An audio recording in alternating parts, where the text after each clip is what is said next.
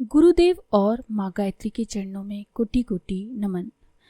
कैसे गुरु सत्ता ने शिष्यों की प्रार्थना को सुना, आइए जानते हैं। ये घटना 24 दिसंबर 2010 से 2 जनवरी 2011 के बीच की है, यानी कि लगभग 11 साल पहले की घटना है। अहमदाबाद के 16 रोड पर पारस नगर के पास के ग्राउंड में गायत्री शक्तिपीठ शाही बाग द्वारा एक विशाल पुस्तक मेले का आयोजन किया गया था। देव संस्कृति विश्वविद्यालय के कुलाधिपति श्रद्धेय डॉक्टर साहब ने मेले की भव्यता देखकर कहा कि उन्होंने अपने जीवन में ऐसा विशाल पुस्तक मेला दूसरा नहीं देखा। इस मेले में परम पूज्य गुरुदेव की 3200 पुस्तकों में से 2800 पुस्तकों की प्रदर्शनी लगी थी। इसके अतिरिक्त 132 स्टॉलों पर 1.25 करोड़ रुपए मूल्य की पुस्तकें विक्रय के लिए लगी थीं। इन स्टॉलों पर 10,000 व्यक्ति एक साथ खड़े होकर साहित्य खरीद सकते थे। पुस्तक मेले के मंडप के विस्तार का अंदाजा आप इस बात से लगा सकते हैं कि इसमें 15,000 व्यक्तियों के एक साथ बैठने की व्यवस्था भी की गई थी। साथ ही विशिष्ट अतिथियों के लिए सभागार तथा वाचनालय भी बनाए गए थे। पूरा मंडप बारीक चमकीले कपड़े से बना था, जिससे उसकी सुंदरता अवर्णनीय हो गई थी। प्रतिदिन सुबह 9 बजे से रात के 10 बजे तक मेले में प्रतिनिधियों का तांता लगा रहता था।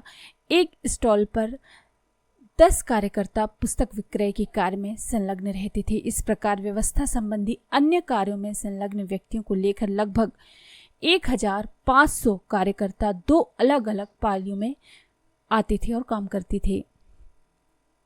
बात है 28 दिसंबर की रात की। रोज की भांति दूसरी पाली के 1500 कार्यकर्ताओं ने रात के 10 बजे अपना अपना काम समेटा और भोजन करने के बाद घर को चले। दूर दराज से आने वाले कार्यकर्ताओं के लिए वाहन की व्यवस्था भी की गई थी। फिर भी पांडाल की किताबों को व्यवस्थित करने के बाद ही घर पहुंचते। उन्हें पहुंचने में रात के 12 बज जाया करते थे। उस रात भी दिन भर के थके मांदे सभी कार्यकर्ता घर पहुंचते ही गहरी नींद में सो गए। मेला आयोजकों में भी मैं भी शामिल था। ये जो इन्होंने बताया है वो अपना अनुभव, इसलिए सभी कुछ व्यवस्थित करके अंतिम टोली के साथ मैं घर चला गया। दिन भर की थकावट के कारण बिस्तर पर जाते ही मैं गहरी नींद में सो गया। अचानक रात के 1:30 बजे मेरी नींद टूटी। बाहर जाकर देखा, आसमान में गहरे बादल छाए हुए थे। मौसम का मिजाज देखकर मुझे काट मार गया। मैं जड़वत खड़ा था। अचानक बारिश की कुछ बूंदें मेरी हथेली पर आ गिरी। घबराकर जैसे चेतना पूरी तरह सजग हो गई। तेज बारिश हुई तो झीने कपड़े की छत के नीचे रखी हुई 1.25 करोड़ मूल्य की अनूठी पुस्तकों का क्या होगा।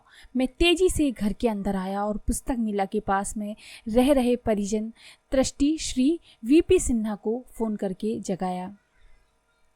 वस्तु स्थिति जानकर सिन्हा जी कांप गए। उन्होंने समर्पित युवा कार्यकर्ता श्री हेमराज त्रिवेदी को फोन मिलाया।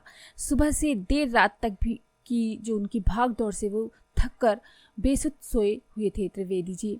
बार बार फोन मिलाने पर आखिरकार फोन की घंटी ने उन्हें जगा ही दिया। स्थिति की विकटता को समझते ही वे तेजी से हरकत में आए। आसपास के 100 से अधिक लोगों को फोन मिलाकर कहा कि वे सभी तुरंत मेला कंपाउंड में पहुंचे। अब तक मूसलाधार बारिश होने लगी। वर्षा में भागे भागे आसपास के 8-10 युवकों को लेकर अपने वाहन से मेला स्थल पर पहुंचे। गाड़ी रोककर हम सभी तेजी से भागकर पांडल में आए और भोजनालय तथा इधर उधर से प्लास्टिक शीट उठाकर पुस्तकों को ढकने लगे। वहां पर उपलब्ध प्लास्टिक की चादरों से किसी तरह आधी पुस्तकें ढकी जा सकी। शेष आधी पुस्तकों के लिए क्या किया जाए, इस चिंता में जब हमने इधर उधर नजर दौड़ाई, देखा कि जिस पांडाल के नीचे हम खड़े हैं उस पांडाल पर पानी की एक बूंद भी नहीं पड़ी है। सामने की सड़क के उस पार मूसलाधार वर्षा हो रही है। मुख्य ट्रस्टी बहन दीना को भी फोन करके वस्तु स्थिति की हम लोगों ने जानकारी दी। जब उन्हें इस प्राकृतिक प्रकोप से बचने का कोई उपाय नहीं सूझा, तब वह परम पूज्य गुरुदेव का ध्यान करके इंद्रदेव के प्रकोप से रक्षा करने की बात करने लगी। गुरु सत्ता ने उनकी प्रार्थना सुनी। उनके द्वारा अनमोल पुस्तकों का भंडार को बचा लिया गया, ठीक वैसे ही जैसे गोवर्धन की आड़ में गोकुल की रक्षा हुई थी। पांडाल के पीछे की ओर इंजीनियरिंग कॉलेज के पास के पूरे क्षेत्र में बादल गरज गरज कर बरस रहे थे।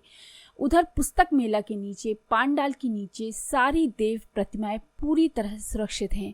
एक एक करके 100 से अधिक युवा कार्यकर्ता एकत्रित हो चुके थे। पांडाल को पूरी तरह से सुरक्षित देखकर उन्हें भी अपनी आंखों पर विश्वास नहीं हो रहा था।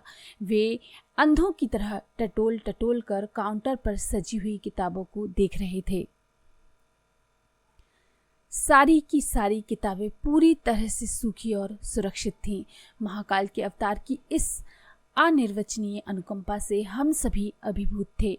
1 करोड़ से भी अधिक के निश्चित नुकसान से बच जाने की खुशी हमसे संभाले नहीं संभल रही थी। सभी की आंखों में खुशी के आंसू तैरने लगे। ये जो प्रस्तुति है वो S.K. पांडे, आरा, बिहार से इन्होंने लिखा है अपना अनुभव। तो इस तरह से गुरु सत्ता कैसे अपने शिष्यों की रक्षा करती है, कैसे उनको हर घड़ी गुरु सत्ता का आशीर्वाद प्राप्त होता है और कैसे हर समस्या में गुरुदेव रक्षा करते हैं।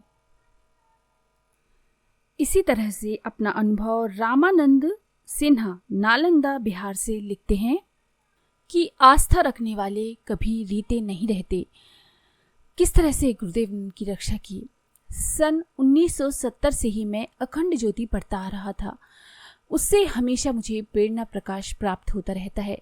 शांति कुंज पहली बार मैं सन 1985 की जनवरी में गया। 1 मासीय शिविर में भाग लेने के लिए पहुंचा था। गुरुदेव उन दिनों सूक्ष्मीकरण साधना में थे। वे किसी से मिलते नहीं थे। उनके कक्ष में गिने चुने लोगों को ही जाने की अनुमति थी। गुरुदेव की दर्शन नहीं हो पाए, इसका मुझे बहुत मलाल रहता था। मैं अपनी किस्मत को कोसता रहता कि इतने दिनों से मानसिक रूप से जुड़े होने के बावजूद मैंने एक बार भी आकर गुरुदेव से मिलने का प्रयास क्यों नहीं किया। पता नहीं फिर कभी दर्शन हो पाएंगे या नहीं। बार बार मन ही मन उनसे याचना भी करता रहता कि हे गुरुदेव, किसी प्रकार कभी तो दर्शन दे दो। उसी वर्ष फरवरी की बात है, मैं पटना से गया जा रहा था। ट्रेन में बहुत भीड़ थी। लोग बोगियों की छत पर सवार थे। बोगियों के अंदर स्थान न होने के कारण हम कुछ एक भाई दरवाजे के पास खड़े थे। मेरा पूरा शरीर बाहर की ओर लटका हुआ था। चूंकि मैं गाड़ी की गति की विपरीत दिशा में मुंह किए था, इसलिए सामने से आने वाले खतरे की तरफ से मैं बिल्कुल अनभिज्ञ था।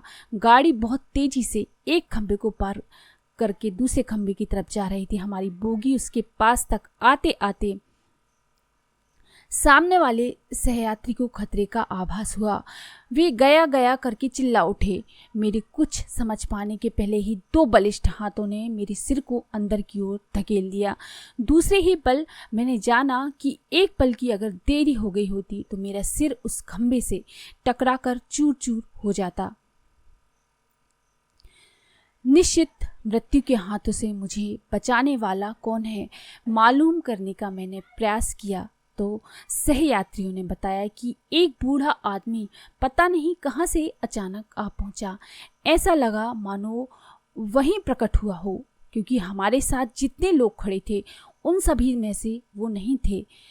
चेहरे का वर्णन उन्होंने जैसा किया उससे मुझे मालूम हुआ कि वे परम पूज्य गुरुदेव के अतिरिक्त कोई और हो ही नहीं सकते। दर्शन ना कर पाने का दुख जाता रहा। उनका स्पर्श आज भी मुझे अनुभव होता है। उसी दिन से मैंने जाना कि गुरुदेव को मन से पुकारने वाले को वे कभी खाली हाथ नहीं लौटाते। उनका सहयोग, संरक्षण आज भी मैं अनुभव करता रहता हूँ। रामानंद सिन्हा, नालंदा, बिहार से ये लिखते हैं। तो इस तरह से गुरुदेव के कैसे दर्शन पाने की इच्छा उनके मन में रही होगी कि गुरुदेव ने साक्षात आकर उनको बचा लिया। गुरुदेव से जो प्रेम करते हैं, गुरुदेव पर जो विश्वास करते हैं, गुरुदेव का जो कार्य करते हैं, वो कभी रीते हाथ नहीं रहते, आस्था रखने वाले रीते नहीं रहते हैं। तो ये हैं सच्चे साधकों के सच्चे अनुभव। अगर आपको ये जानकारी पसंद आई हो तो प्लीज़ लाइक करें, शेयर करें, सब्सक्राइब करें मेरे चैनल को। धन्यवाद।